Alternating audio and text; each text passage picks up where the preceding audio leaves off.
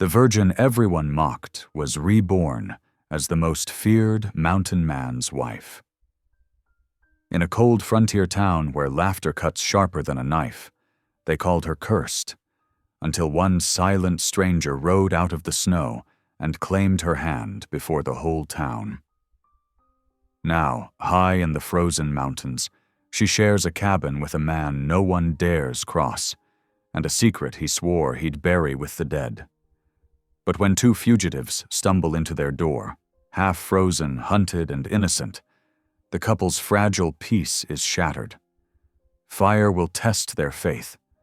Blood will test their vows, because mercy on this mountain could cost them their lives. As soldiers close in and old sins rise from the ashes, how far will a woman of faith go to protect the very people the world told her to fear? Drop a comment below and share which part of the world you're tuning in from today. If you enjoy stories like this, don't forget to subscribe for more. Snow fell thick over Silver Hollow that morning, soft as feathers, hiding the ruts and scars of the old mining town. The church bell rang slow and hollow, marking another cold day that looked no different from the one before. Smoke drifted from chimneys, carrying the smell of pine wood and bacon grease. Men gathered where it was warm, mostly in the store and saloon, while the women hurried about their chores with shawls pulled tight. Penelope Wren walked carefully down the boardwalk, one gloved hand clutching her small list of supplies. The snow crunched under her worn boots. Her bonnet was plain, and her coat mended twice, but clean. She kept her chin up, even as she heard the low laughter of men spilling from the saloon door. She wished she could move faster, but the wood planks were slick. The men had seen her. She could tell by the hush that followed her steps. "Look there," one miner said, loud enough for everyone to hear. "Still waiting on that mail-order groom, ain't she?" The others laughed. Penelope didn't answer. She'd learned years ago that silence was stronger than tears. Her heart thudded, but she kept walking toward the general store. Inside, the air smelled of kerosene and flour dust. Mr. Mather, the storekeeper, looked up from his ledger. "Mornin', Miss Wren," he said kindly, though even his tone held pity. "Good mornin'," she said, her voice soft but steady. She handed him her list: candles, salt, and flour. "If you've got any left, I'd be obliged." "Plenty left," he replied, weighing out the flour. His eyes darted toward the window where a few men pressed close to the frosted glass, watching. "Don't pay 'em any mind," he murmured. "They talk too much when it's cold." Penelope smiled faintly. Cold or warm, they'd still find words to waste. Outside, the laughter grew louder. The door burst open, and the preacher's son, a tall boy with a red scarf, strode in. "Miss Wren," he said, bowing with exaggerated grace. "Got that wedding dress? Cleaned yet? Never know when your luck might turn." The men roared. Penelope's cheeks burned. She reached for her bag of flour, but her hands trembled. The sack slipped, split at the seam, and white powder poured across the floor. The laughter howled louder. That's when the door creaked again, and a hush fell. A tall man stepped inside, broad-shouldered, wrapped in a buffalo coat, snow melting from his beard. He set down a bundle of pelts at the counter without a word. His eyes were pale gray and cold as the river ice. Thomas Cutter, the most feared man in the San Juan Hills. No one spoke. Even the preacher's boy stepped back. Thomas glanced at the spilled flour, then at Penelope. Slowly, he bent, scooped the torn sack, and held it upright while she gathered what she could with shaking hands. "Much obliged," she whispered. He said nothing. But when he straightened, his gaze swept across the men, steady and hard. The laughter died altogether. Mr. Mather cleared his throat. "How many pounds of salt you need, Mr. Cutter?" "2." Thomas said quietly. "And coffee." His voice was deep, rough as gravel. Penelope kept her eyes low, heart pounding. She could feel everyone watching, the silence heavier than the snow outside. When Thomas finished paying, he turned to her. "You got all you came for, ma'am?" She hesitated, then nodded. He reached for the door, then looked back at the men. "Ain't fit to laugh at a lady," he said simply. Then he stepped outside into the falling snow. Penelope stood frozen. The room remained silent until one of the miners spat into the stove. "He's crazy, that Cutter. Lives up there talking to wolves." Mr. Mather shot him a look. "Least he's got manners." Penelope gathered her parcels, clutching them close. When she stepped outside, the snowflakes kissed her cheeks, cooling the fire of shame that still burned there. Thomas Cutter was halfway down the street, his coat flapping in the wind. Something inside her wanted to call out, to thank him, but she couldn't find the words. Instead, she turned toward home, the sound of the bell echoing across the white hills. Her cabin sat on the edge of town, close to the frozen creek. It wasn't much, just 2 rooms and a small porch, but it was hers. She'd inherited it from her father, who'd mined these hills until his lungs gave out. She lit a lamp, set her flour carefully on the counter, and let the warmth seep into her bones. Her cat, Clover, meowed from under the chair. "Yes, I know," she said softly, smiling a little. "It's colder than a miser's heart out there." The cat purred, winding around her legs. Penelope sat at the table and bowed her head. She prayed, not for herself, but for strength to keep her peace, to forgive cruel words and small minds. Outside, the wind moaned through the pines. That night, the saloon was full again. The same men sat at the same table, cards in hand, whiskey flowing. The story of the Virgin of Hollow Street had grown. They said she'd bewitched the mountain man, made him defend her. "She's cursed," one miner said. "Any man touches her's bound for bad luck." "Cutter don't care," said another. "He's half wild himself." They laughed until the saloon door opened. Thomas Cutter walked in. The laughter died at once. He didn't glance at them, just went to the bar. "Coffee?" he told the barkeep. "You sure you don't mean whiskey?" the man asked cautiously. "Coffee?" Thomas repeated. The barkeep poured a cup with shaking hands. Thomas turned, holding the cup steady. "You boys like talking about women?" he asked evenly. No one answered. He set the cup down on a table and tossed a gold coin beside it. "Reckon I'll take that woman's name off your tongues. She's my wife now." The room froze. Even the piano player stopped mid-note. "What did you say?" one miner stammered. "You heard me," Thomas said. "We'll be wed come morning." Then he lifted his cup, drank, and walked out into the storm. The next morning, Penelope woke to pounding on her door. She hurried to open it and found Reverend Boone standing there, face red from the cold. "Penelope," he said, catching his breath, "I don't quite know how to say this.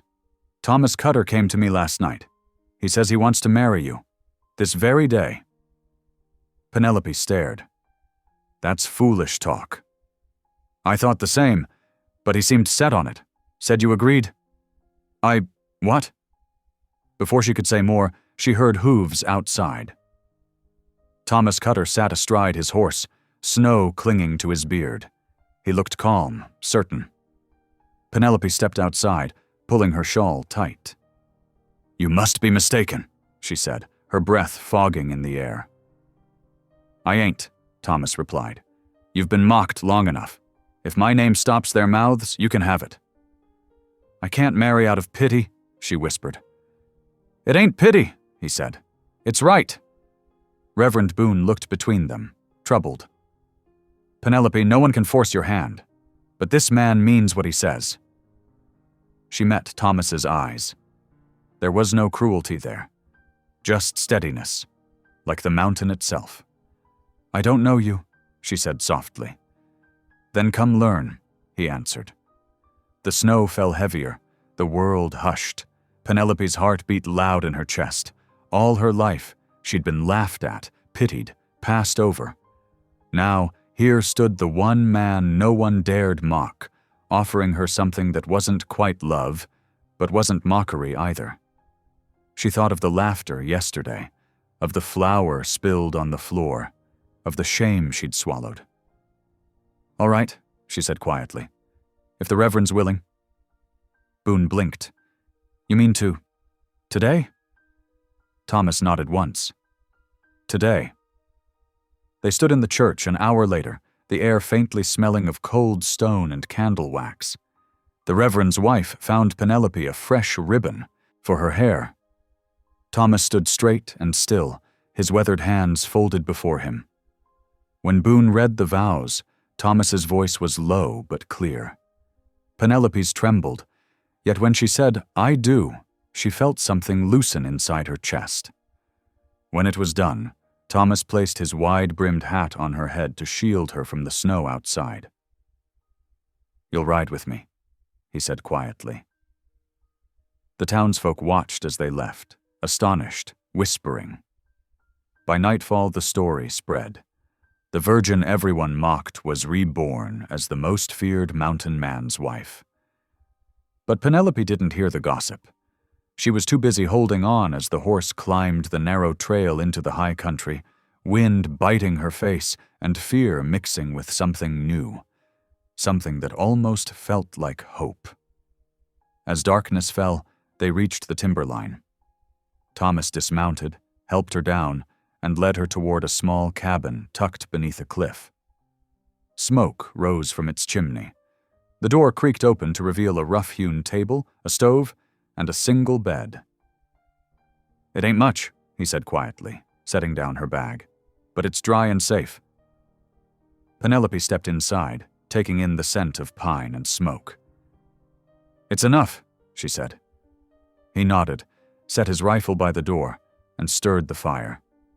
The flames leapt, lighting his face. For a long while, neither spoke. At last, he said, "You can have the bed. I'll take the floor." "Thank you," she murmured. When he turned away, she looked at him. This silent, haunted man who had stepped out of nowhere and changed everything. Outside, the wind howled against the mountain.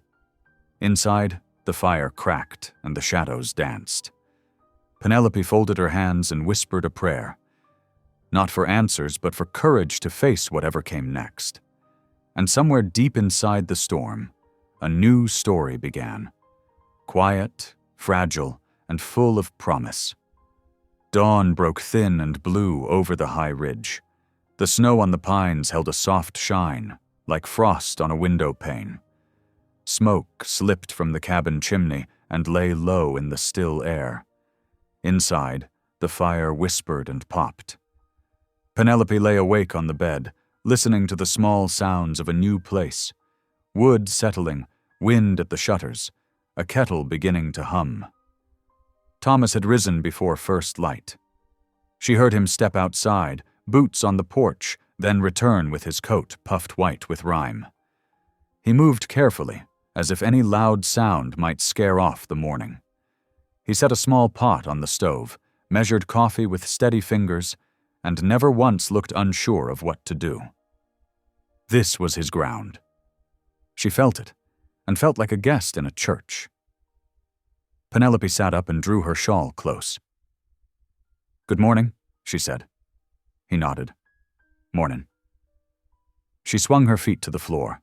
The cabin boards were smooth from years of use and carried the faint scent of pine pitch. A single window showed the pale sky and the dark line of spruce. The bed was simple but well built. The table bore the marks of knives and hot pans. It was the kind of room that kept a person honest. Thomas poured coffee into 2 tin cups, then added hot water to thin it some. "Sugar's tight," he said, "but we'll stretch what we have." "I don't mind it plain," she answered. She took the cup with both hands and let the heat sink into her palms. "Thank you." He nodded again. Words did not come easy to him. They did not come easy to her either. Not yet. But the quiet between them did not bite. It only waited. After a few sips, he set his cup down. "I'll show you the place," he said, "so you know where things are." She stood, ready to follow. He pointed with his chin as he spoke. "Wood box here. Axe behind the door. Extra water kept in that barrel when the creek crusts over. Flour in that chest. Coffee and salt in the cabinet. There's jerky hung from the rafters. You can reach it with that stool." He gestured toward a short, sturdy stool by the hearth. She nodded at each item. She moved to the cabinet and traced the edge with her fingertip, feeling the grain. Everything was rough, strong, and clean. Thomas opened the door to the lean-to and stepped out. She followed into the crisp air. The lean-to held a stack of split logs, a small sawhorse, snares coiled neat, snowshoes on a peg, and a sled with iron runners. In the yard, the ashes of an old fire pit lay under a thin crust of ice. A rank of poles stood 6 feet high, draped with dried hides that rattled softly when the breeze touched them. "The creek's down yonder," he said, pointing through the trees. "Short walk, but the bank freezes slick. Best to carry a branch for balance." "I'll remember," she said. He turned to the shed's far wall and lifted a tarp. Under it lay a second sled, longer and fitted with rawhide lashings. "For hauling meat," he said, "or firewood when the drift's too deep." They came back inside, cheeks bright from the cold. He hung his coat on a peg and went to the cupboard. "Got cornmeal," he said. "I can make johnny cake if you—" "I'll do it," she said quickly, almost too eager. "If you don't mind." Her voice softened. "It would help me to work." He stepped aside without argument and fetched a small pan from a nail. While she stirred meal and water and a pinch of salt, he pulled a bench to the table and set out the tin plates. His movements held no fuss. He did what needed doing and then stilled. That steadiness made a small safety in the room, like a fence in a wind. They ate in quiet. The cake was coarse, but with a dab of bacon grease it tasted better than it looked. Coffee warmed their bellies. Her hands stopped shaking. When the plates were clean, he wiped his mouth with the back of his hand. "I'll cut more wood," he said. "Storm last week took a tree down the slope. Good time to work it while the ground's hard." "Please let me help," she said. He paused. "Ain't fancy work." "I don't want fancy," she said. "I want honest work." He considered that a moment and then nodded. "You can stack and keep the chips off the path." He lifted the axe from its peg and handed her a second pair of wool mittens, rough but warm. "These'll fit," he said. They stepped out. The sun, still low, tipped the ridge with a gold edge. Their breath made pale ribbons as they walked to the fallen spruce. He showed her where to stand safe while he swung. The axe bit and sang. Chips flew. He worked in a calm rhythm, not fast, not slow, as if the blade spoke a language he knew. She gathered the split rounds and stacked them by the lean-to door, careful to set cross-grain, row on row, so air could pass between. The work softened the last of her fear. Muscle listens to truth. Weight, balance, lift, release, and tells the heart it isn't helpless after all. When the sun lifted past the trees, Thomas lowered the axe and leaned on the handle. "That's enough for now," he said. "Don't want to sweat hard and catch chill." They carried the last rounds together. Inside, he set the kettle back on and added pine needles for a different kind of tea. "Good for the blood," he said. "Smells like the forest after rain," she said, and he gave the ghost of a smile. They took their cups to the table. She glanced at the door, then at him. "May I ask something plain?" He met her look. You can ask." "Yesterday," she said softly. "Why did you do it? Why stand up for me? Why offer marriage before the whole town?" His eyes went steady, not hard, just steady. "A man don't walk by a wrong thing and call himself right," he said. "They've been mean to you a long while. It cost me nothing to say a word. It might cost you plenty to hear it. But I judged you knew your own mind." She felt heat rise under her skin. Not shame this time, but a tender warmth she had not known in years. "I did know my mind," she said. "I was just afraid to listen to it." He took a breath, as if he would say more, then let it out. "Folks in town don't believe a thing unless it's shouted," he said. "So I shouted in my way." She nodded. "They will talk for days." "They'll talk anyway," he said. "Talk burns cold. It warms nobody." She folded her hands. "I'm grateful. I hope I can be worthy." He looked almost surprised. "You already are," he said simply. "You keep a clean house. You speak plain. You don't strike at folks when they're weak. That's worth something up here." Silence settled again, but it had a different shape now. Wider, safer. He set his cup down. "There's one thing," he said, "about living here." "All right." "I go to town seldom," he said. "Maybe once in 2 weeks if weather's fit, sometimes longer if not. If I leave a note on the table telling where and when. If I say I'll be back by dark, I'll be back by dark. If I'm cut off by drift, I'll camp, under a fir and come at first light. If I don't come, you go to the preacher in Silver Hollow. He won't make sport of you." She nodded. "I understand." "Food is shared," he continued. "Nothing is hidden. If something is broke, we say so. If a danger comes, catamount, drift, men, you tell me first. You ain't alone here." "A man once told me I was always alone," she said without thinking. The words escaped and hung in the air, thin as smoke. Thomas waited. "It was my fiancé," she said quietly. "He said it when he left. Said I'd end alone because I asked for honor. There was a letter, 2 lines. No return address. He was gone by sundown." Thomas's face did not change, but something moved behind his eyes, like a cloud crossing a lake. "He was wrong," he said. "We are here now." "Thank you," she whispered. He rose and pulled on his coat. "I'll check the line," he said. "Snow rabbits and a fox trail by the north cut. I'll be back before sundown." "I'll keep the fire," she said, "and make stew with what we have." He nodded, then hesitated at the door. "Town will be talking today," he said. "The saloon all the more. I gave 'em words to chew." She managed a small smile. Let them chew. He went out. She watched him cross the yard and vanish among the firs, a tall, dark shape moving with sure steps. For a moment the cold pressed at the walls. Then she set herself to work.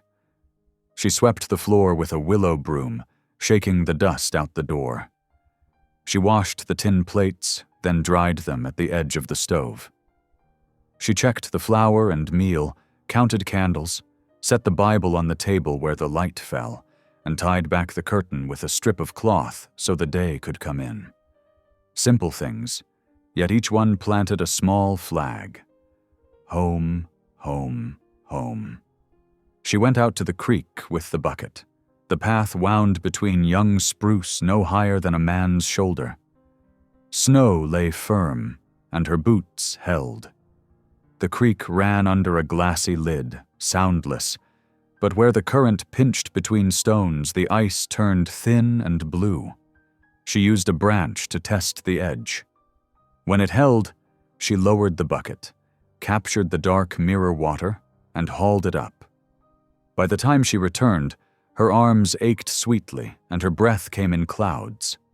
She set the pot to boil and cut onions thin with a careful hand. From the rafters she took a string of dried carrots and a handful of beans and soaked them while she trimmed a strip of jerky. The smell of onion and smoke rose warm and homely. She hummed a hymn. "There is a fountain," and felt her throat loosen. She did not look through drawers or pry under planks. Anything not shown to her belonged to his past, and his past would come in its time. She had learned that patience does not mean weakness. It means strength kept ready. By mid-afternoon, the stew simmered low and rich. She opened the door to let out some steam. The air outside held a sharper bite as the sun slipped behind the ridge. Somewhere, far off, a raven croaked. Closer, a branch shed its load of snow with a sigh. Penelope stepped onto the porch and rubbed her hands for warmth. She thought of Silver Hollow. She could see the main street in her mind. The planked walks, the muddy ruts under the snow, the hitch rails, and the saloon's painted sign with the crooked antlers. She pictured faces at the window glass and knew what they would be saying. At that very hour, in fact, the saloon shook with voices. The stove roared. Cards slapped the table. The preacher's boy, older now but not old enough to have learned better, told the tale for the 10th time. How the mountain man had walked in, dropped a coin, and called the woman his wife. He made it bigger and meaner than it had been. Men laughed high and called for whiskey to warm the story. The sheriff, Amos Grady, stood near the corner, quiet as always, watching, measuring. He spoke little, but his eyes missed nothing. "Cutter's always been contrary," he said at last. "He might mean it, or he might be running some notion through the cold. Either way, don't go poking a bear." "Bear's already poked," said Caleb Darnell, a miner with a sharp mouth. "He took what none of us wanted." "Mind your tongue," the barkeep warned, but that only made the men grin. Grady reached for his hat. "Town don't need trouble," he said. "You boys let it rest." He left to the sound of laughter, boots on boards, the bell at the church chiming the hour. The sound carried down the road and out across the snowfields like a flat, bright coin tossed into cold water. By the time it reached the ridge, it was only a memory. Penelope heard nothing but the wind. Near sundown, Thomas returned. She heard him a long breath before she saw him. Snow squeak under boots, the light hollow jingle of a buckle. He stepped in, stomped off crusted snow, and hung his coat. His brows held a dusting of frost. He carried no meat. "Rabbit spooked," he said. "A fox had the trail before me." "I kept stew," she said. "It's simple." "Simple is honest," he said, and that was all the blessing the meal needed. They ate without hurry, one small bowl at a time, careful not to waste heat by lingering with the door open or the fire unbanked. When they finished, he rinsed the bowls while she dried. He set the kettle to the side to make a slow heat through the night. Then he pulled a small oil lamp from the shelf and lit it with slow care. The room changed at once. Light blooming on tin, shadows drawing long, a soft shine on the Bible's worn cover. He sat on the bench across the table from her. For a time he said nothing. She did not push. When his words came, they came like a mule on a steep trail, steady, careful of each step. "Town's likely full of talk," he said. "I thought of that," she answered. "It will pass, like a wind." "It will shift," he said, "and it may turn cold." She met his gaze. "I am not afraid of cold if the fire holds." He let out a small breath that might have been a laugh. "Fire will hold," he said. He leaned an elbow on the table. "You should know," he went on, eyes on the flame. "I keep few friends. I left most of my life down the mountain. I don't go to church regular. I don't sit long at any table but my own. I keep promises, though. I keep them hard." She nodded. "I am not made of glass." "No," he said. "You are made of something stronger." The lamp hissed. The fire settled. Outside, the sky went indigo, the first stars like pinholes in a velvet sheet. Penelope looked down at her hands. "I would like to say grace proper," she said, "for this table and this roof and what we have begun." He gave a small nod. "Say it." She bowed her head. "Lord, thank you for warmth, for simple food, for work that keeps the hands useful. Thank you for this house and the man who keeps it. Teach us to be kind. Teach us to be brave. Amen." Thomas did not speak, but his jaw worked as if swallowing a stone. He reached across the table and, after a short pause, set his hand over hers. His palm was dry and warm. He did not hold long, only long enough to say a thing without words. Then he withdrew and rose to bank the fire. Before he lay down near the hearth, he pulled a blanket from a chest and spread it over the floor. He set his rifle within easy reach and checked the door latch twice. He moved like a man who had been surprised before and meant not to be surprised again. "Sleep easy," he said. "You too," she whispered. The lamp burned low. The cabin creaked once like an old ship. Penelope lay on her side and watched the glow trace slow paths across the rafters. She thought of the town, and the laughter, and the coin on the saloon table, and the reverend's kind eyes. She thought of a letter written years ago, and a heart that had stayed soft anyway, no matter what it cost. She thought of a man who spoke few words but kept his promises. Snow began again, soft as breath. It covered the sled tracks. It filled the small hollows in the yard and tucked the cabin into the mountain like a child tucked into bed. Somewhere far off, a wolf called. The sound was wild and lonesome and yet did not frighten her. It sounded like a song that belonged to the night. She slept. Morning would come with work and the same small cares, and she would welcome it. Down in Silver Hollow, tongues would keep wagging, and men would try to make sense of what they did not own and could not command. Up here, two people would learn how to share one roof without breaking the beams. Up here, the offer no one believed would turn into a life that could not be denied. And for the first time in years, Penelope felt that hope wasn't something she must clutch tight in a fist. It was something she could hold open in her hands and let warm the room. Snow powdered the world white by the time Thomas and Penelope left Silver Hollow behind. The morning was still, and their breath made clouds that drifted upward before vanishing into the cold. Penelope rode behind him on his sturdy mule, her small hands gripping the back of his coat.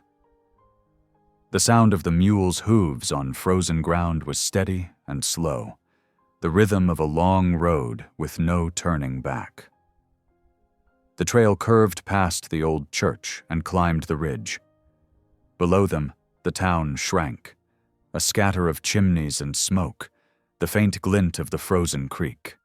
She dared not look back long. Every fence post and roof peak reminded her of the laughter she had left behind. Thomas didn't speak. His back was straight, his head turned slightly as if always listening, to the wind, to danger, to something inside himself. Penelope tried to steady her breathing. "How far is it?" she asked finally. "Half a day if the trail holds," he said. His voice was even, but not unkind. She nodded, though he couldn't see. "Does anyone live near you?" "Nearest soul's a trapper 5 miles east," he said, "and he keeps to himself. You won't see him much." "I see," she murmured. "Then we'll have quiet." "Quiet's worth more than silver," he said. They passed through groves of black pine, their needles heavy with frost. The mule's breath came in slow bursts of steam.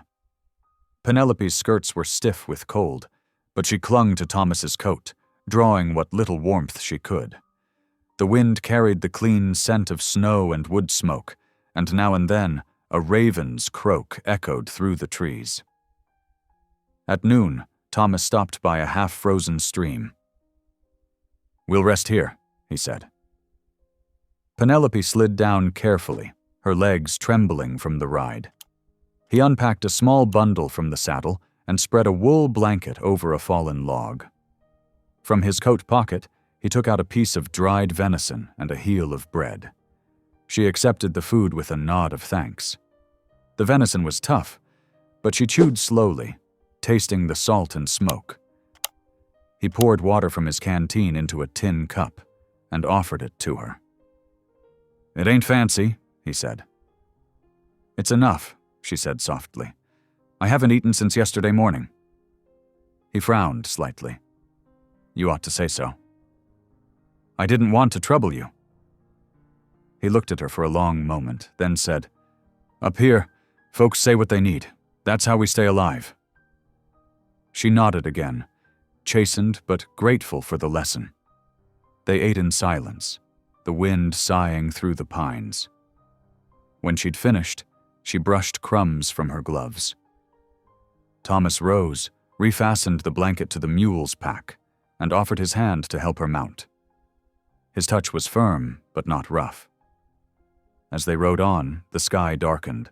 Clouds gathered like bruises over the peaks. "Will it snow again?" she asked. "Soon," he said, "but we'll be home before it settles." By late afternoon, the light turned copper behind the hills. The trail grew, steeper, winding through narrow passes where the cliffs rose sharp on both sides. Ice crusted the rocks, glittering in the dying sun. Penelope clung tighter as the mule picked its way carefully. She had never been so far from town. The silence pressed on her ears until her own heartbeat seemed loud. She tried to pray, but the words came out tangled. Then, suddenly, the trail opened to a high meadow. The air smelled faintly of pine sap and cold stone. Ahead stood a cabin, half buried in snow, its roof patched with bark, smoke rising from the chimney like a thin gray ribbon. Thomas reined in. "That's it," he said. Penelope's breath caught. It was no grand homestead, only a shelter carved from the mountain itself. But something in it looked honest, built to endure. He led the mule to the lean-to beside the cabin and unbuckled the packs. "You go on inside," he said. "I'll see to the beast." She hesitated. "I can help." He shook his head. "You'll freeze your fingers. Go on in, get warm." She obeyed. The door creaked when she pushed it open. The room inside was dim, lit only by the glow from the hearth. The smell of wood smoke and dried herbs filled the air. A single bed sat against the far wall, neatly made with a wool blanket. Beside it stood a small table with a Bible, a lamp, and a tin cup. A rifle hung on pegs above the door. The rest was plain: a stove, a few shelves, a bucket for water, and a chest under the window. Penelope stepped closer to the fire, holding her hands out to the warmth. For the first time in days, her shoulders loosened. The silence here was deep, but not cruel. It felt like the quiet of a church before the hymn began. Thomas entered a moment later, brushing snow from his coat. He hung it on a peg and set a small bag of oats near the door. "You'll take the bed," he said. "I'll sleep by the fire." "I can sleep by the fire," she protested. "You live here, it's your home." He shook his head. "It's ours now. That's how it works when vows are said." Her throat tightened. "I don't know how to thank you." "No need," he said. "I didn't do it for thanks." He busied himself with the fire, adding logs until it roared bright. The orange light softened his face, showing the deep lines around his eyes, the scar along his jaw. She realized he wasn't much older than she was, perhaps 10 years, but the mountains had aged him. "Would you like me to fix supper?" she asked. "There's jerky and cornmeal," he said. "You can make mush if you like." She smiled faintly. "I've made plenty of that in my time." As she stirred the meal in a small pot, Thomas sat near the fire, carving a handle from a strip of wood. The rasp of his knife filled the silence. Every so often he glanced at her, not with suspicion but curiosity, as if trying to understand this woman who had accepted a stranger's offer without flinching. She ladled the hot mush into 2 tin bowls and set them on the table. "It's plain," she said, "but warm." He tasted it, nodded once. "Plain's good." They ate quietly. Outside, wind pressed against the shutters. The snow began again, gentle at first, then harder, tapping the roof in steady rhythm. When they finished, Penelope washed the bowls and set them to dry by the fire. She noticed an old Bible on the table, its leather cracked and corners worn. "Do you read it?" she asked softly. Thomas didn't answer right away. He stared into the flames. "Used to," he said finally. "Then I stopped." "Why?" He poked the fire with the end of his knife. "Didn't see much use in words that don't stop bullets or blizzards." She folded her hands in her lap. "Sometimes the words aren't for stopping things," she said. "They're for surviving them." His gaze flicked toward her, unreadable. Then he set his knife aside and stood. "You'll want rest," he said. "It's been a long ride." "Yes," she said softly. He spread a blanket on the floor and laid down without another word. The firelight danced on the walls, making shadows look almost alive. Penelope sat on the bed, unpinning her hair. The silence between them was no longer awkward. It felt like the mountain itself, solid, patient, waiting to see what might grow in spring. The next morning broke cold and bright. The storm had passed, leaving the world wrapped in glittering snow. Penelope woke to the sound of Thomas splitting wood outside. She dressed quickly, the boards cold under her feet. When she stepped to the window, she saw him bareheaded, the axe flashing in the sun, steam rising from his shoulders. His movements were strong and sure, like someone who had fought this wilderness and learned its rhythm. She made coffee and poured it into a cup. When he came in, she handed it to him. "Thank you," he said simply. They ate breakfast, cornbread and a few slices of dried apple. Then he showed her the chores. The stove needed cleaning. The roofline collected snow that had to be shoveled off before it sagged. The lean-to roof leaked near the corner. "I can fix it," he said, "but it'll hold for now." "Tell me what I can do," she said. "Keep the fire, mind the door, and don't wander far till the thaw," he said. "Cougars track easy on snow." She nodded. "I'll be careful." He paused before stepping outside again. "Town'll talk for a spell," he said. "Best let 'em. They'll find a new story soon enough." Penelope smiled faintly. "I'd rather they forget my name altogether." He gave a low grunt of agreement, then pulled his hat on and left. The day passed quiet. She swept the floor, mended a tear in the curtain, and arranged her few belongings neatly by the bed. She found a small mirror nailed to the wall and caught sight of herself, cheeks pink from cold, eyes clear. She didn't look like the woman who had stood trembling in that store. By evening, Thomas returned with a brace of rabbits slung over his shoulder. He skinned them neatly, washed the meat in snow, and handed one to her. "You can cook this one," he said. "The other I'll dry." She roasted it slowly over the fire, seasoning it with salt from his stores. The smell filled the cabin, rich and earthy. When they sat down to eat, the tension of the day melted. After supper, she spoke softly. "I'd like to read something," she said. "If you don't mind," he shrugged. "Go on." She opened the old Bible and read aloud, her voice steady. "The light shineth in darkness, and the darkness comprehended it not." The words lingered in the room long after she closed the book. Thomas stared into the fire, his eyes reflecting its glow. "You believe that?" he asked finally. I have to, she said. If I didn't, I'd never stand up again. He nodded slowly, almost to himself. Then maybe that's reason enough. The snow hissed softly against the window. She looked at him, this solitary man who carried grief like a coat, and felt, for the first time, that they might yet build something new among the ashes of their old lives. She whispered a prayer, not for deliverance, but for strength, the kind that could outlast the mountain winds. By the third morning, the mountain air had turned sharper. Frost laced the edges of the cabin windows, drawing white veins that glimmered when the sun struck.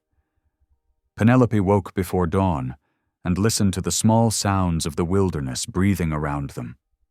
The far-off call of a jay, the creak of pine trunks expanding in the cold. The fire had sunk low.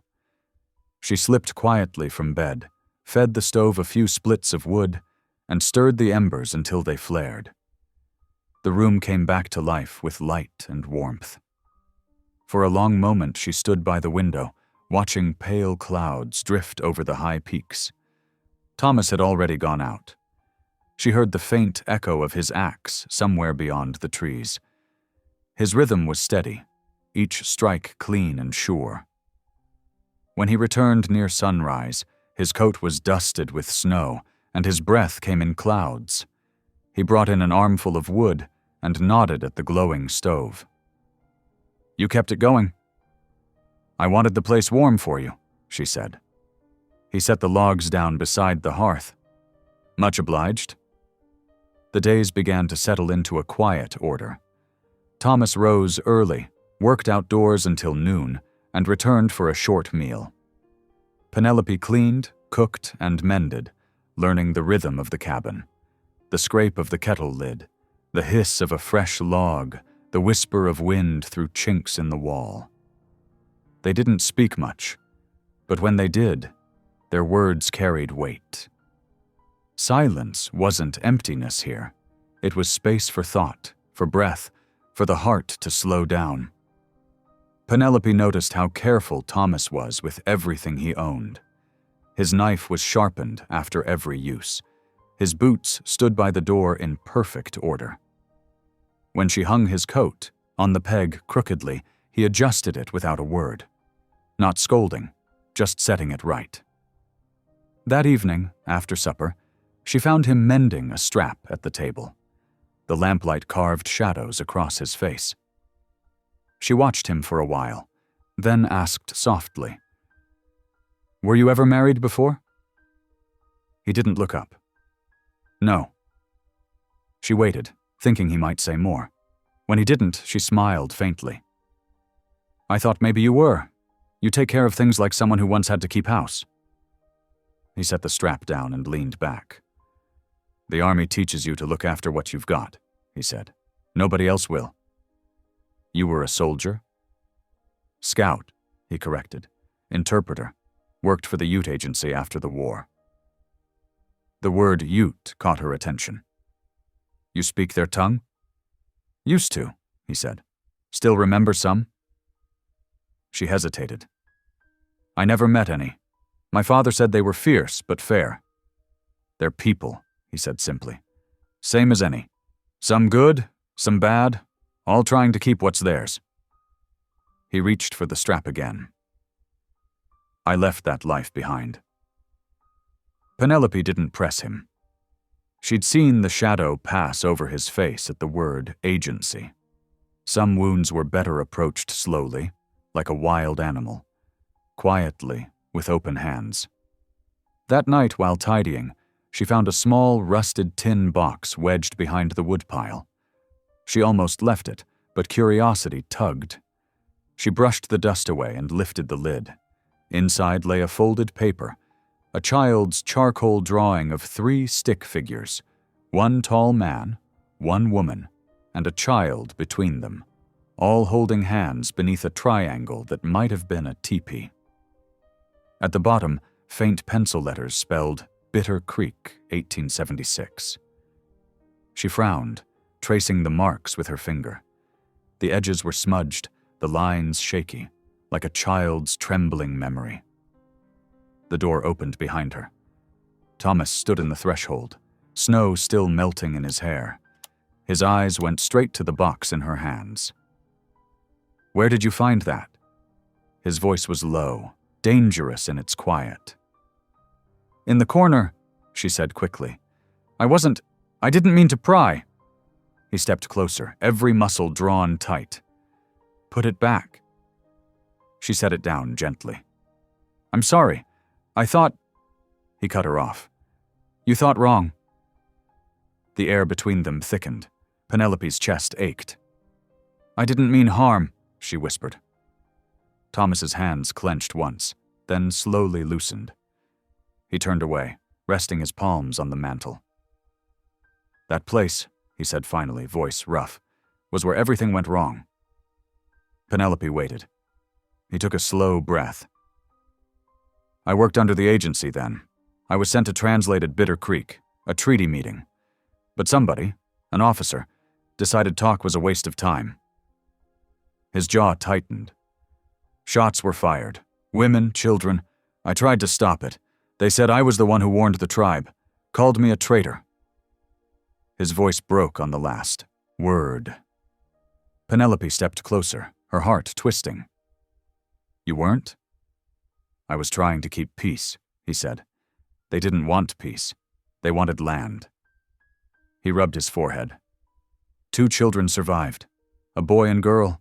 I carried them to safety. Buried the others myself." Silence filled the cabin again, this time heavy with grief. Penelope swallowed hard. "That drawing, it's from them?" He nodded. "The boy gave it to me before they were taken east." She whispered, "You kept it all these years?" "Some debts never stop weighing," he said.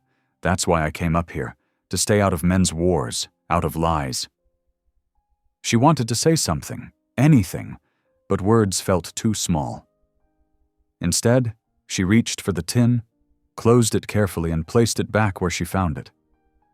Then she said softly, "The Lord saw what you did, even if no one else did." Thomas turned his head slightly, not meeting her eyes. "You believe he's still watching?" "I do," she said.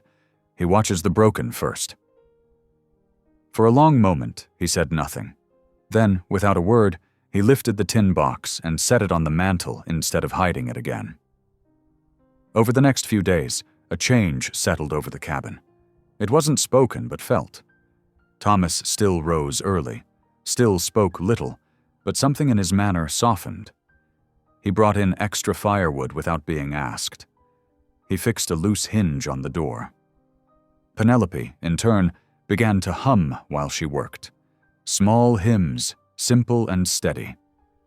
The sound filled the space between them, not loud, just present, like a thread stitching 2 torn pieces together. One evening, as she finished washing dishes, she saw him glance toward her, and then toward the tin box on the mantel. "You didn't hide it again," she said. "No," he answered. "Some things don't belong in the dark." She smiled faintly. "Then neither do we." He looked at her for a long moment, then gave a small nod. That night, the wind picked up. The shutters rattled and snow hissed against the roof. Thomas added another log to the fire and laid his rifle within reach. "Storm's blowing in," he said. "Could last a day or 2. Penelope filled the kettle. "We have enough food?" "For a while," he said. "We'll stay close." The storm arrived full and furious, roaring down the mountain. The world outside disappeared into white.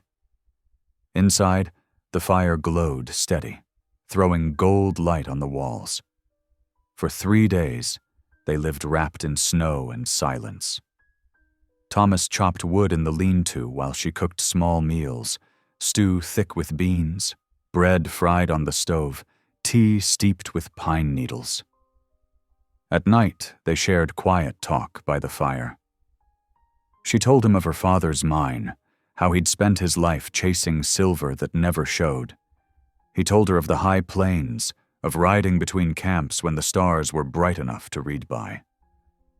On the third night, lightning flashed over the ridge, thunder rolling, close behind. The cabin shook, and the cat they'd half adopted from the woods dove under the bed. Penelope gasped as the thunder cracked again. Thomas crossed to her side before she could think.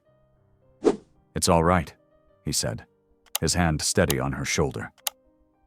"I wasn't scared," she said softly, though her heart raced. He smiled faintly. "I reckon you were. Ain't shame in that." When the worst passed, she knelt beside the bed and prayed aloud for their safety. Thomas stayed standing but bowed his head. By morning, the storm had cleared. The world outside gleamed like crystal. Thomas opened the door and looked out. "We'll dig the path after breakfast," he said. "The air smells clean again." Penelope joined him, stepping into the sunlight. The snow reached her knees, but she didn't mind. "It's beautiful," she said. He nodded, squinting towards the ridge. "The mountain forgives quick," he said. She looked up at him. "Do you?" He met her eyes, then looked away toward the horizon. "Working on it." That evening, Penelope sat by the fire, sewing a pair of mittens from old wool. She hummed softly, the same hymn she'd sung the night before the storm. Thomas sat nearby, sharpening his knife with slow, steady strokes. After a while, she said, "You never told me how long you've been alone up here." "2 winters," he said. "Does it get lonely?" He paused. "Sometimes, but I got used to silence. It don't bite like people do." She smiled gently. Silence is only safe when someone's willing to break it once in a while. He chuckled quietly, the first laugh she'd heard from him. "You're bold for a quiet woman." "Maybe that's why I survived," she said. The fire cracked, scattering sparks up the chimney. For a moment they sat there, 2 exiles sharing the same flame, both carrying scars the world couldn't see. And though neither spoke it aloud, they both felt something shifting, slow as thawing ice. A beginning, fragile but real. The wind howled across the ridge that morning, rattling the stovepipe and sweeping loose snow against the windows. The storm from the previous night had passed, leaving the world bright and cruelly cold. The pines glittered with frost like blades of glass. Penelope rose early, her breath fogging in the chill air. She stirred the embers until the fire glowed again, then heated coffee in the dented pot. Thomas was outside already, feeding the mule and checking traps. The sound of his axe came faint and steady from the trees. She wrapped her shawl tight and began her morning chores. The cabin, though small, demanded attention, the kind of attention that gave rhythm to the day and kept loneliness from whispering too loud. She swept the floor, tidied the bedding, folded the worn quilt she had brought from town. When she knelt to fetch wood from behind the stove, her hand brushed the edge of a loose plank. She frowned and pulled it free. Beneath lay the small rusted tin she had seen before, the one Thomas had placed on the mantel weeks earlier. It must have fallen, she thought.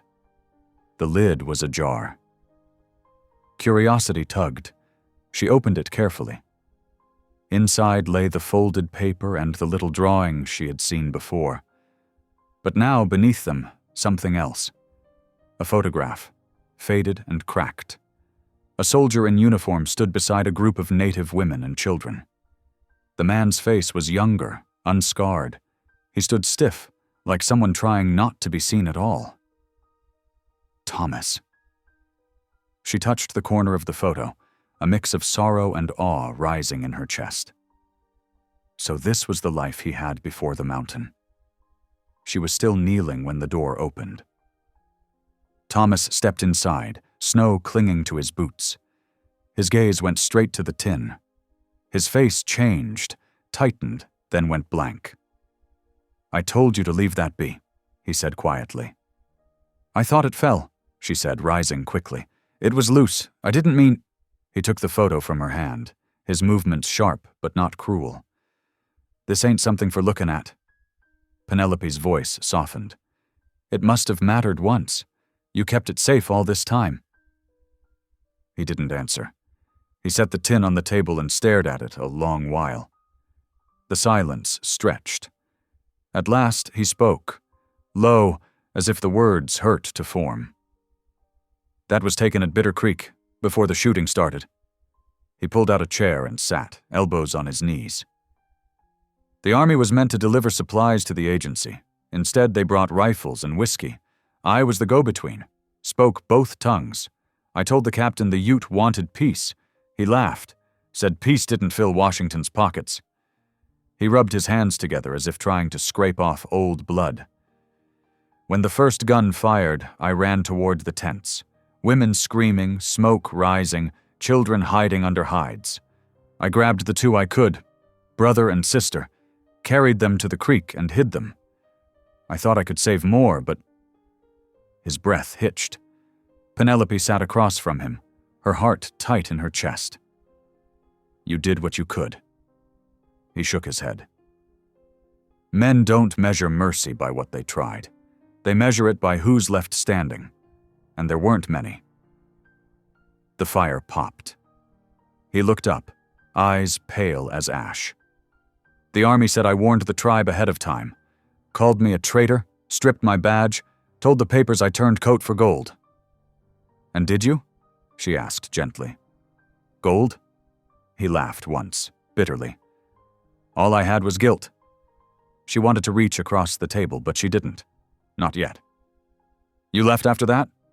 He nodded. "Walked away from the post, from the town, from everything.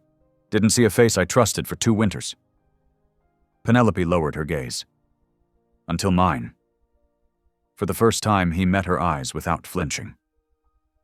"Until yours."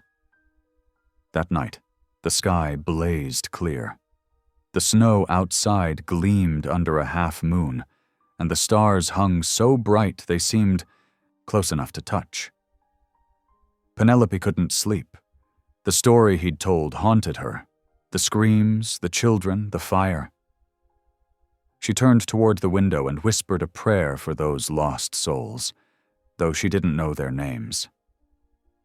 When she rose in the morning, Thomas was gone. A note sat on the table, checking the north traps, back by dusk. She tidied the cabin, baked flatbread from cornmeal, and set stew to simmer. But unease clung to her. The mountain was quiet. Too quiet. As the sun lowered behind the ridge, she wrapped herself in her shawl and stepped outside. Snow squeaked under her boots. The world smelled of pine and ice. Then she saw him returning through the trees, dragging something behind him on a sled. Not an animal, but a heavy bundle covered in a blanket. She ran to meet him. "What happened?" "Found this on the trail," he said grimly. He lifted the edge of the blanket. Beneath it lay a man's body, frozen stiff, his clothes tattered, his face pale with frost. "Good Lord," she breathed. "Who is he?" "Prospector, maybe. Fell or got lost. There's no papers on him." "Is he—" "Dead 2 days by the look of it."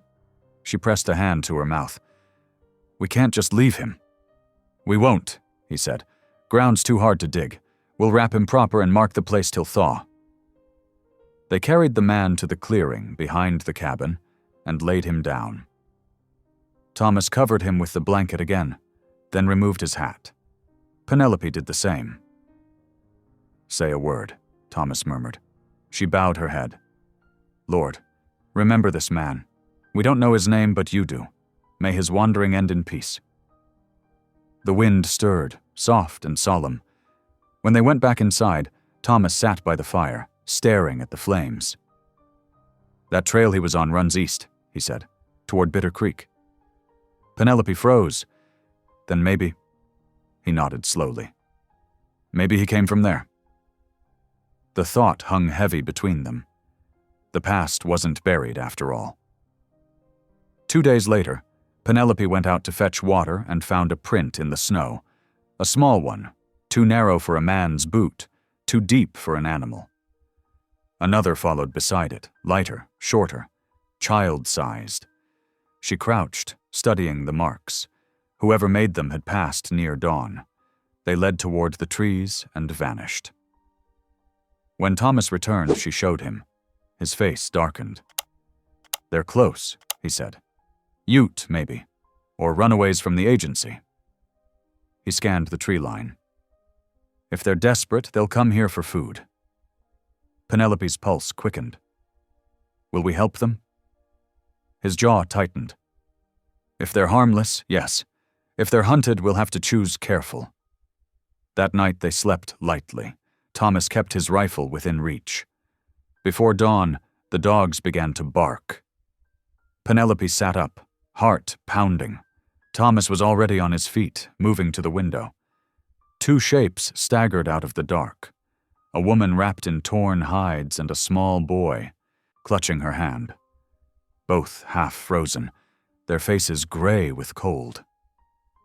Thomas opened the door without hesitation. "Get in," he said. The woman stumbled forward, the child in her arms. Penelope caught them as they fell, guiding them to the fire.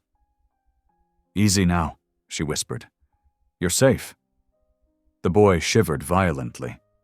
The woman murmured something in Ute, her voice faint. Thomas answered in the same tongue, his words careful and low. Penelope looked up, startled. "You still remember their language?" He nodded. "She's saying her name's Luyana. The boy's Tavi. They came from Bitter Creek." Penelope's breath caught. "From there?" Thomas crouched beside them, his hand steady on the woman's shoulder. "They've been running. Soldiers shot her husband 2 days back." Penelope fetched blankets, wrapping them both tight. "They'll need food." Thomas stirred the stew pot, ladled out broth, and held it to Luyana's lips. She drank weakly, whispering thanks in English now. "We walk long way," she said haltingly. "Snow chase us. Men chase too." "You're safe here," Penelope said. "No one will harm you." Thomas met her eyes. "If the soldiers come, that might change." Penelope lifted her chin. "Then we'll find another way." That night, while the strangers slept by the fire, Thomas stood guard at the door, rifle across his arm. Penelope joined him quietly. "You didn't turn them away," she said. He didn't look at her. "Couldn't. I see their faces every night, the ones we didn't save." She touched his arm gently. "Then maybe this is the Lord's way of giving you another chance." Outside, the wind sighed through the pines, carrying a sound almost like singing. Thomas looked toward the sleeping woman and her child. "If that's so," he said softly, "I won't waste it." The storm came 2 days later. It rolled down the mountain like a white wall, swallowing the trees and muting every sound but its own voice. By noon, the sky had vanished. Only a blur of whirling snow and gray wind remained. Inside the cabin, the world narrowed to the circle of firelight. Thomas had nailed the shutters tight before the worst of it hit. The air inside was smoky and warm, thick with the scent of broth, wood ash, and damp wool. Penelope moved quietly, feeding the flames and tending to Luyana and her boy, Tavi, who slept curled beneath blankets near the stove.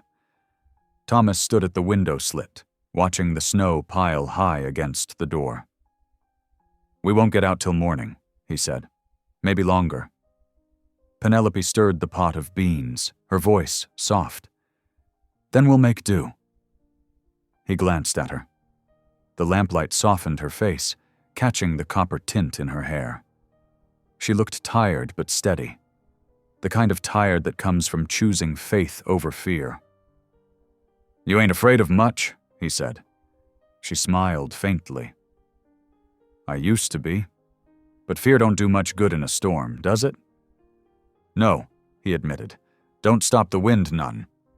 As night deepened, the cabin seemed smaller. The fire cracked loud, a heart beating against the wind's roar. Luyana moaned once in her sleep, whispering a name Penelope didn't know. Thomas crouched beside her, checked her fever, and shook his head. "She's weak. We'll have to keep her warm or she'll slip." Penelope wrung out a cloth in hot water and pressed it to the woman's brow. "Her pulse is fast," she murmured. "How long you think she's been running?" "Too long," he said. "I saw tracks near the pass. Soldiers maybe half a day behind." Her hand froze. "They'd come here?" He met her eyes. "If they think she's hiding with me." Penelope glanced toward the child. "Then we can't let them find her." "No," he said quietly. "We can't." He added another log to the fire.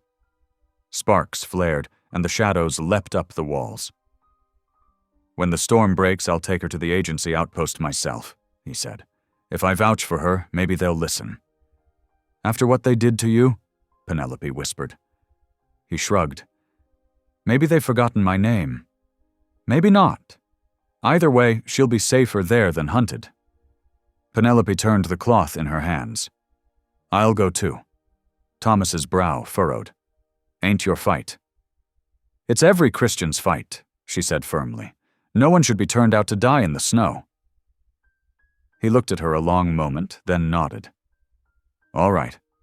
When the storm eases, we go." That night, none of them slept deeply.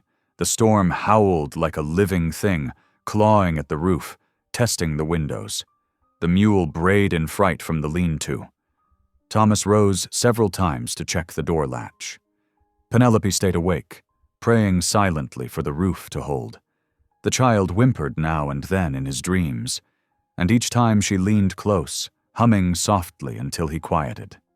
Around midnight, a crack like a rifle shot split the air. Both Thomas and Penelope jolted upright. He seized his rifle and opened the door a hand's width. A tree had fallen, its trunk lying just yards from the cabin, snow billowing around it. "It missed us," he said. "Thank the Lord," Penelope breathed. He closed the door again, barring it tight. "We'll clear it after," he said. "Nothing to do till then." Penelope shivered. "I never heard a storm like this." He crouched beside the fire and fed it more wood. "I have," he said quietly. "Back in '76. Bitter Creek. Snow fell thick as now. We thought the storm would stop the shooting." He looked into the flames, eyes distant. It didn't. She said nothing, only reached for the kettle and poured him coffee. The steam rose between them. "Drink," she said softly. "You've been standing since dawn." He took the cup, but didn't drink right away. "You ever seen war, Penelope?" "No," she said. "But I've seen what it leaves. Behind." He gave a tired half-smile. "That's the truer part of it."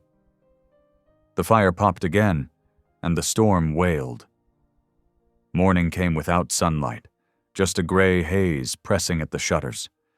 The snow had climbed halfway up the door. Thomas and Penelope worked together to dig a narrow path out with the old shovel. It was slow, heavy work, their breath steaming in the cold. Tavi stood at the doorway, clutching his mother's hand. When they finished, Thomas brushed the snow from his beard. "We'll have to wait one more day before traveling," he said. "Trails buried." Penelope nodded. "Then we'll build our strength." Luyana opened her eyes, fever cooling now. She spoke softly, haltingly, in broken English. "You help us. Why?" Penelope smiled gently. "Because someone once helped me when no one else would." The woman's dark eyes softened. "You good heart," she said. "Like mountain river, strong, cold, but true." Penelope laughed quietly. "That's a kind thing to say." Thomas handed the woman a bowl of broth. "Eat," he said. "We'll move when you can walk." She nodded gratefully and took the spoon with trembling hands. That evening, as they rested by the fire, the storm finally began to break. Wind softened to a moan. The snow outside gleamed blue under a hidden moon. Thomas sat sharpening his knife. Penelope patched a tear in one of Tavi's coats. Luyana slept soundly for the first time. After a while, Thomas said, "When I was at Bitter Creek, there was another woman like her. She carried a baby on her back. When the shooting started, she covered it with her body." His voice caught, rough. "I found them after. Baby lived. She didn't." Penelope looked up, eyes shining with tears. "And they blamed you for that?" He nodded. "Men need someone to carry their sin so they don't have to." Penelope set her sewing aside. "Maybe that's why God sent you here. Not to hide, but to heal." He looked into the fire, thinking. "And you?" he asked softly. "Why'd he send you?" She smiled faintly. "Maybe to remind you that he still does." Their eyes met, and the silence that followed was tender, not empty, the kind of silence that said more than words could ever hold. When the fire burned low, they lay down, Luyana and her boy near the hearth, Penelope on the bed, Thomas by the door. Outside, the wind sighed its last breath and faded into stillness. Sometime in the night, Penelope woke. The room glowed faintly from the dying coals. She could hear Thomas's breathing, slow, steady. She rose quietly, pulled a blanket from the chest, and draped it over him. He stirred. "You should sleep," he murmured. "I couldn't," she whispered. "The quiet's too loud after all that noise." He half smiled in the dim light. "Storm's done its worst. Rest now." She hesitated. "You think it's really over?" "For tonight," he said. "But the world's full of other storms." She nodded. "Then we'll weather them too." He looked at her for a long moment, then said softly, "You've got a strong heart, Penelope Wren." She flushed. "I reckon I needed one." He closed his eyes again, but his hand brushed the edge of the blanket she'd laid over him. "Thank you," he murmured. "You're welcome," she said. When she returned to bed, she found her pulse steady, her fears quiet. For the first time since leaving Silver Hollow, she felt not lost but found, anchored by purpose, by the fragile family that had gathered inside these 4 log walls. By morning, the storm had passed entirely. Sunlight poured across the drifts, dazzling white. Birds called again in the pines. Thomas stood in the doorway, surveying the new world. "It's over," he said. "Sky's clear. We can travel soon." Penelope joined him, pulling her shawl close. "It looks different after the storm," she said, "like everything's been washed clean." He nodded. "Sometimes it takes a storm to see what's worth keeping." They stood side by side, watching the sunlight spill down the mountain. And though neither spoke of it, both felt the same quiet truth. Something in them had changed. The storm outside had passed, but the one inside their hearts had found its calm. By dawn, the sky was a pure, cold blue. Sunlight bounced off the snowdrifts like shards of glass, so bright it stung the eyes. The storm had left the world hushed and new, the air clean enough to taste. Penelope was first to rise. She set a kettle on the fire, humming softly as she stirred the coals to life. The cabin was still, save for the soft breathing of Luyana and her son curled by the stove. Thomas was outside, checking the traps again, his steady movements a rhythm she'd grown used to. When he returned, frost clung to his beard and lashes. "Creek's frozen solid," he said, stomping snow from his boots. "No fresh tracks. Might be quiet for a spell." "Quiet sounds like peace," Penelope said, pouring him coffee. He nodded, taking the cup. "Peace don't come often, not up here." Luyana stirred at the sound of their voices.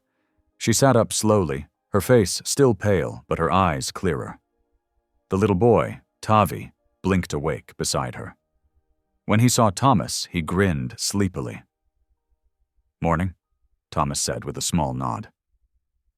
Tavi mimicked the gesture, then laughed, pointing at the snow gathered on Thomas's coat. "White bear," he said in halting English. Thomas chuckled, a sound Penelope had never heard from him before. "Close enough." After breakfast, Penelope helped Luyana outside for the first time. The woman leaned on her arm, taking small, careful steps into the sunlight. Tavi bounded ahead, chasing the sparkles that danced on the snow. "It's beautiful," Penelope said softly. Luyana looked around the clearing, her breath fogging in the cold. "Quiet place," she said. "Mountain kind. Not cruel." Penelope smiled. "Thomas built it himself?" Luyana nodded. "He has strong hands. Strong heart, too. I see it." Penelope felt warmth rise in her chest. "He's good," she said carefully, "even if he doesn't always believe it." Luyana's eyes, dark and knowing, turned toward her. "You help him remember." Penelope didn't answer, but her heart beat faster. By midday, Thomas had gone to clear the fallen tree from the trail.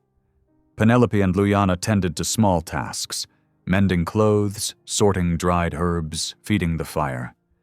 The cabin filled with the scent of spruce and broth. Penelope found herself humming again. Luyana listened, then began to sing softly in her own tongue, a low, lilting melody that rose and fell like the wind. "That's lovely," Penelope said, smiling. Luyana nodded. "It is song for thanks, from my mother. We sing when snow stops, when fire still lives." Penelope sat beside her. "Then we'll sing it again when Thomas returns." The two women worked in companionable quiet. The boy sat near the fire, tracing shapes in the dust with a stick. Outside, a crow called once, harsh, warning. Luyana looked up sharply. "Crow talk of men," she murmured. Penelope frowned. "Men?" "Sometimes," Luyana said, eyes narrowing toward the trees. "Sometimes." She drew her shawl closer, unease shadowing her face. Thomas returned before sundown, dragging branches behind his sled. His jaw was tight. "Soldier tracks," he said. 3, maybe 4 men. Headed north, not far from here." Penelope's heart dropped. "They're still looking?" "Could be," he said. "Could be they don't know what they're looking for. Either way, we'll keep watch tonight." Luyana said something in her language.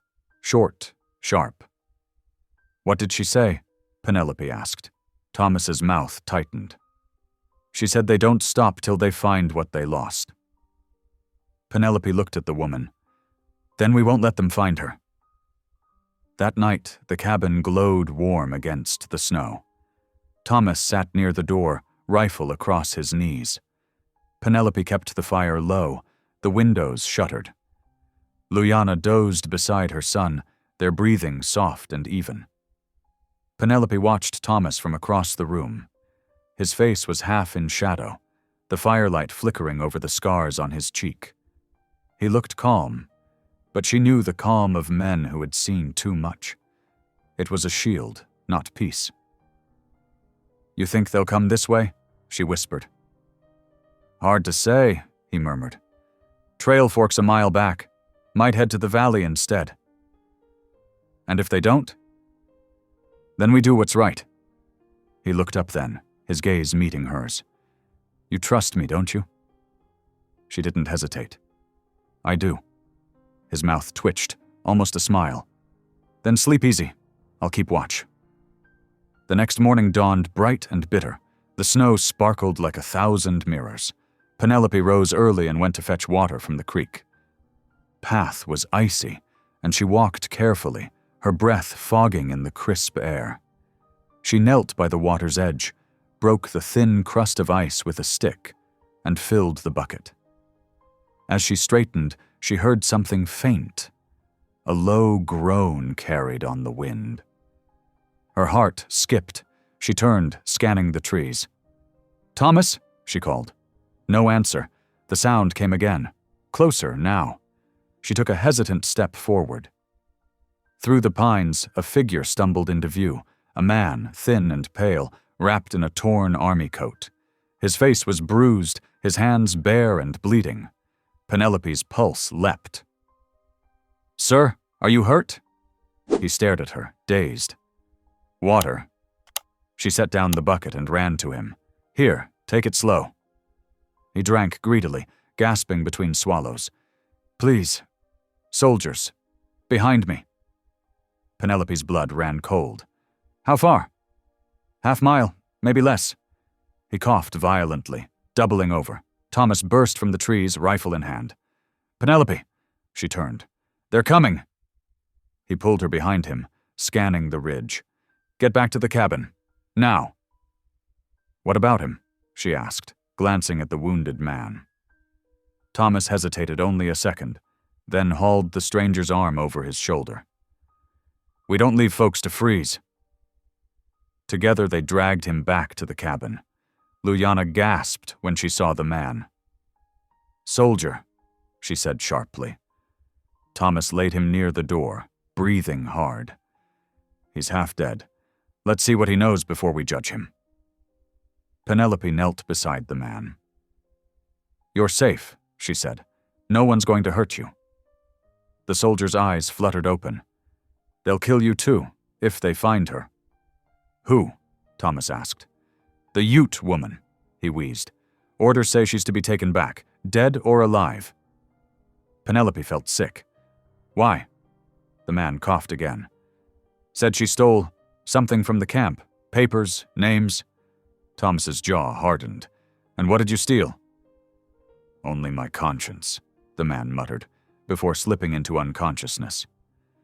The rest of the day passed in uneasy silence. Thomas bound the soldier's hands loosely, enough to keep him still if he woke violent, but not enough to cause harm. Luliana hovered near the fire, her face pale with fear. Penelope tried to soothe her. "He won't hurt you. Thomas won't let him." The woman shook her head. "Soldiers bring fire, always fire." Penelope took her hand. "Not here." Outside, the wind had turned again, restless, whispering through the pines. Thomas looked out the window slit, scanning the tree line. "They'll be close," he said. "We'll move at first light. Take the North Pass. It's steep, but safer." Penelope met his gaze. "Then we'll all go together." He hesitated. "It's dangerous." "So staying," she said simply. For a long moment he said nothing. Then he nodded.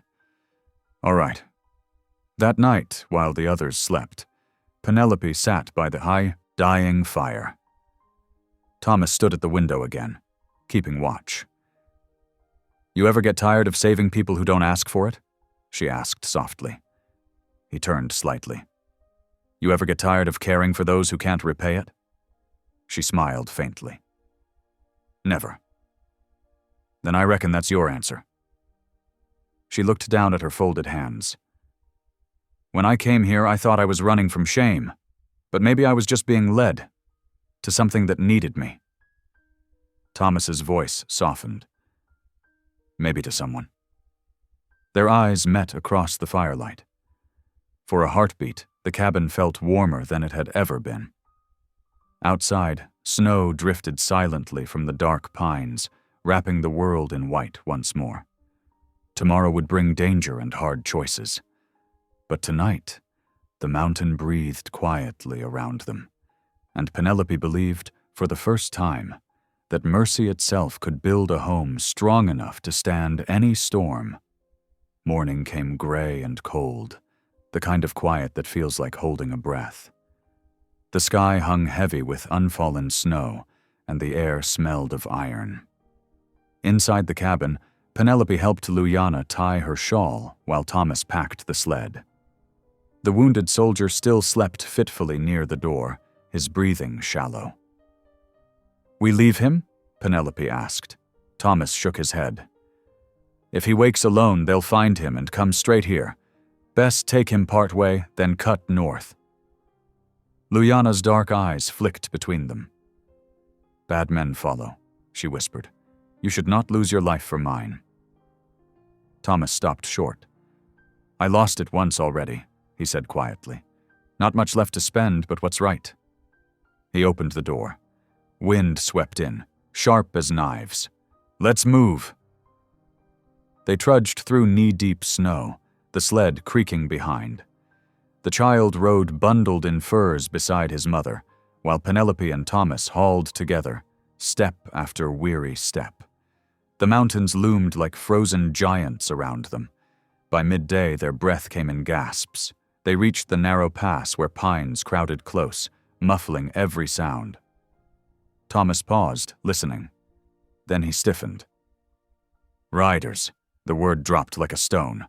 Penelope turned.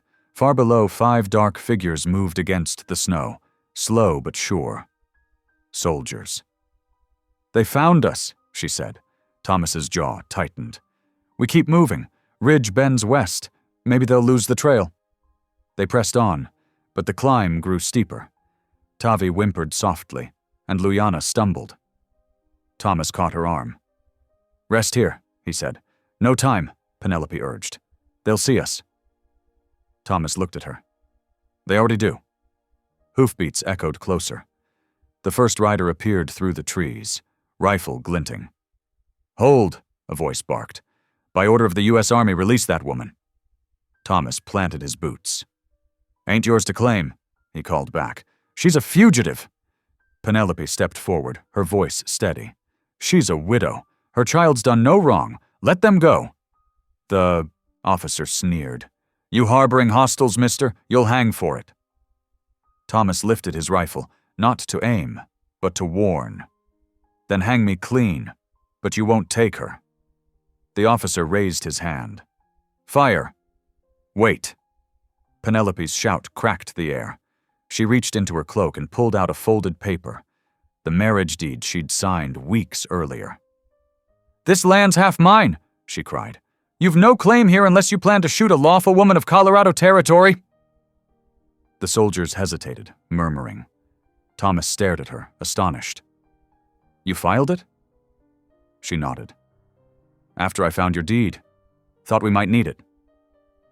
For a heartbeat, silence hung between all of them. Mountain, wind, breath. Then the officer cursed. "We'll be back," he spat. "You can't hide forever." He turned his horse. The others followed, their hoofbeats fading down the trail. When the sound was gone, Penelope sagged with relief. Her legs trembled. Thomas lowered his rifle slowly. "You just outfoxed a troop of soldiers," he said, half smiling. "I only spoke truth," she said, breathless. He stepped close, his voice low. "You risked your life." "So did you," she said. "We're even." Behind them, Luyana sank to her knees, clutching her boy. Tears streaked her cheeks, freezing before they could fall. "You saved us," she whispered. "Mountain woman brave like eagle." Penelope helped her stand. "No, just someone who's done being afraid." They made camp in a hollow sheltered by firs. Thomas lit a small fire under a ledge of rock, its glow weak but welcome. The wounded soldier stirred, groaning. Penelope knelt beside him. "Rest easy," she said. He opened his eyes, guilt heavy in them.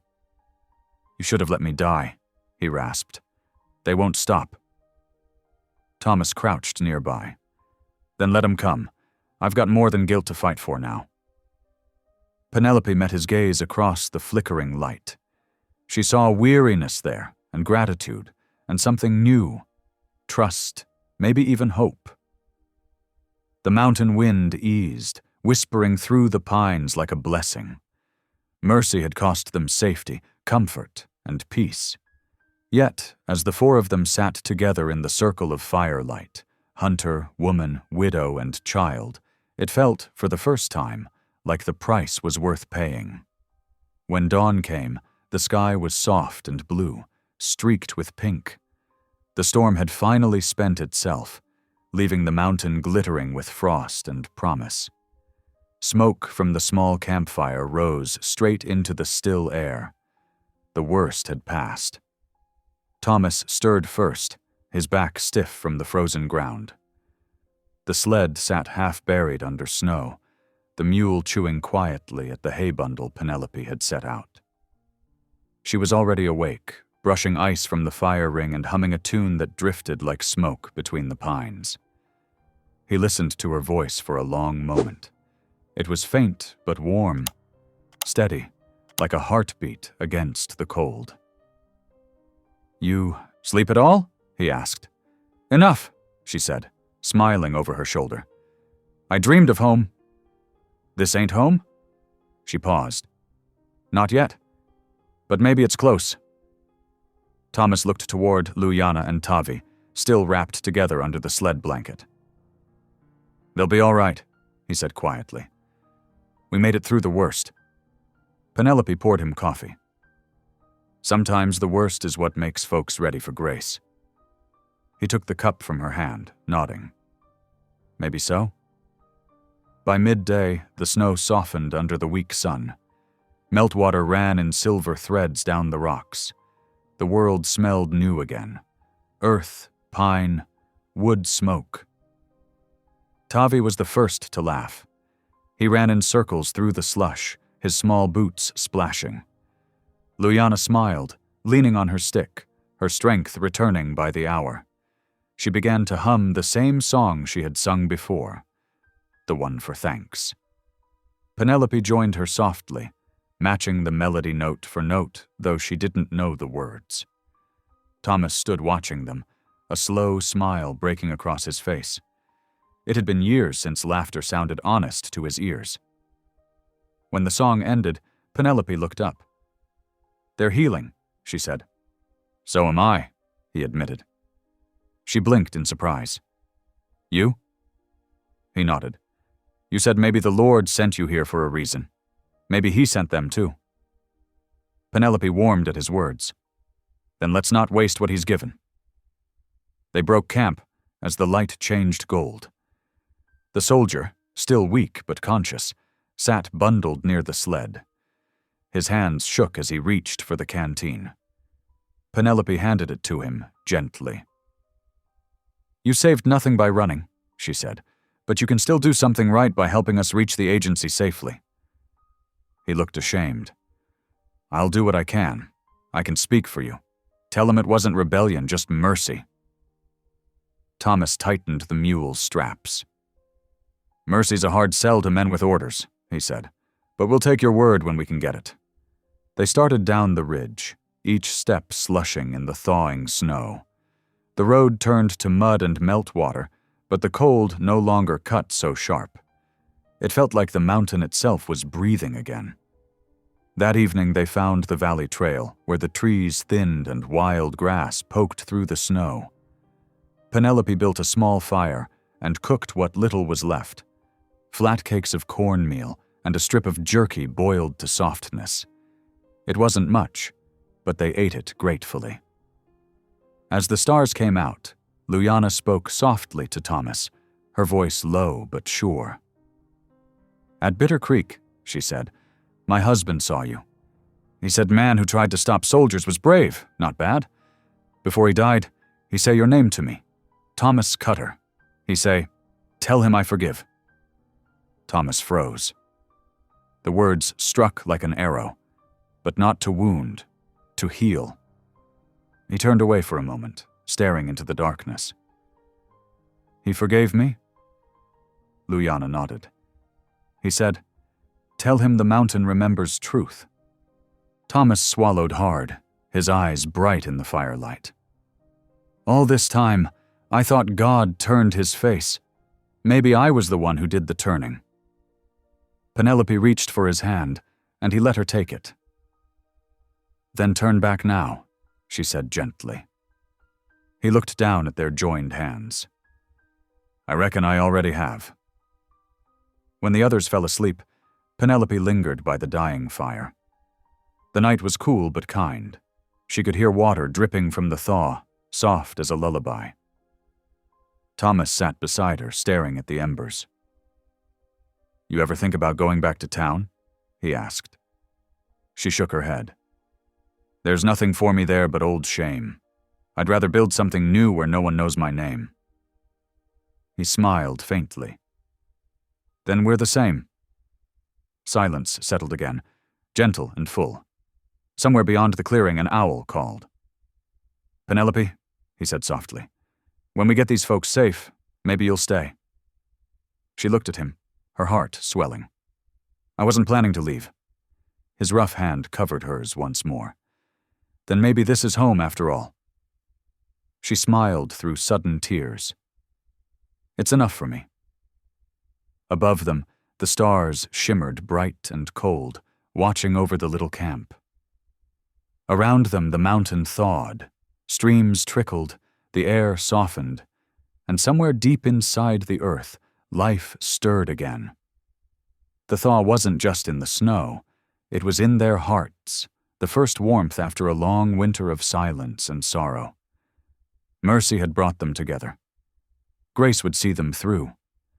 The snow had melted into rivulets by the time they reached the edge of Silver Hollow. The town lay quiet beneath a pale sky, the streets lined with slush and mud. A few men worked to mend fences toppled by winter wind. Smoke rose from the blacksmith's roof, and the distant clang of metal broke the stillness. Thomas reined in the mule near the churchyard. "We'll stop here first," he said. "Let the preacher know we're not ghosts." Penelope smiled faintly. "He'll be glad to see us alive." She helped Luyana down from the sled. The woman's shawl fluttered in the thawing wind, her face lifted toward the bell tower. "Peaceful place," she whispered. "Amen," Thomas murmured. They walked to the small church, their boots squelching in the mud. Reverend Boone met them at the door, his eyes wide with disbelief. "Well, I'll be Thomas Cutter and Penelope Wren. The Lord truly answers strange prayers." Penelope clasped his hands. "We've come a long road, Reverend." "I can see that," he said, glancing toward Luyana and the child. "And you've brought company." "They're under my protection," Thomas said firmly. The Reverend's gaze softened. "Then they're welcome under mine." They entered the church, where the air smelled of wax and cedar. Candles flickered against the rough wood walls. Penelope guided Luyana to a pew near the front, while Tavi wandered to the window, staring at the light streaming through colored glass. Boone poured them all hot tea from his small stove. "Word around town said soldiers were out searching the high passes," he said. "I feared the worst." "They came close," Thomas said, "but they're gone now." The Reverend studied him. "You look different, Thomas, like a man who laid something down." Thomas met his eyes. "Maybe I did." Penelope smiled softly. "Grace has its way of finding those who stop running." Boone nodded. "That's the truth if I ever heard it." He turned to Luyana. "Ma'am, you're safe here. I'll speak to the marshal if anyone comes asking." At that, the church door opened behind them. Sheriff Amos Grady stepped inside, hat in hand, his expression unreadable. Thomas stiffened. "Speak of the devil?" Boone's voice dropped. "Easy, both of you." Grady's eyes swept the room, landing on Luyana. "Well now," he said. "Seems the rumors were true. You've been harboring fugitives, Cutter." Thomas stood tall. "She's no fugitive. She's a widow." "Maybe so," the sheriff said, "but Washington don't care what we call her. Orders came down. Return all Ute to the agency or face the law." Penelope stepped forward. "And what law says mercy's a crime, Sheriff?" His mouth twitched. "The kind that keeps this town standing." Boone moved between them. "Amos, listen. These people mean no harm. Let them stay the night, and we'll sort it proper." Grady studied the group a long moment, his jaw flexing. "You always did have a soft heart, Reverend," he said finally. "Fine. One night. But come morning, I'll expect Cutter at the office to explain himself." He turned to leave, but Thomas spoke quietly. "You ever grow tired of following orders that don't sit right, Sheriff?" Grady paused, hand on the door. "I follow the only ones that keep the peace," he said, though his voice lacked conviction. Then he left, the door creaking shut behind him. Silence lingered in the church. Luyana bowed her head, whispering a prayer in her own tongue. Boone sighed. "Amos ain't evil, just afraid of losing his grip on things he never truly held." Thomas nodded. "Fear's what starts most wars." Penelope touched his sleeve gently. "And courage is what ends them." He looked at her, the corners of his mouth softening. "You've got enough of both for the two of us." That evening, Boone offered them supper in the parsonage. The small table filled quickly. Bread, beans, and the comfort of warm company. Tavi sat between Penelope and Thomas, chewing solemnly but smiling whenever Thomas winked. Outside, the last snowflakes melted into the mud. The bell tower cast a long shadow across the churchyard, steady and sure. When the dishes were cleared, Penelope stepped outside for air. The sky glowed faintly orange over the mountains. She breathed deep, smelling the wet earth, the smoke, the promise of spring. Thomas joined her a moment later. "Tomorrow might get rough," he said quietly. "Grady's a man of law, but he don't forgive easy." "Then we'll meet him with truth," she said. "We've done no wrong." He nodded. "Still, I won't let him take them." "I know," she said softly. "That's why I'm not afraid." The church bell tolled once in the evening wind, low, solemn, and steady. Penelope looked toward it, eyes bright. "That sound always reminded me of prayer," she said. Thomas looked at her, his voice gentle. "Then maybe it's time we prayed for this town." She smiled. "We already are, just by standing here." When night settled fully, the parsonage windows glowed like lanterns in the dark. Inside, 4 weary travelers rested beneath one roof. Safe, for now. The sheriff might return at dawn, soldiers might ride again, and old wounds might reopen. But for this one night, Mercy had found a place to rest, and that was enough. Dawn came red and restless. Smoke rose over the ridge, thin at first, then thicker, curling black against the pale sky.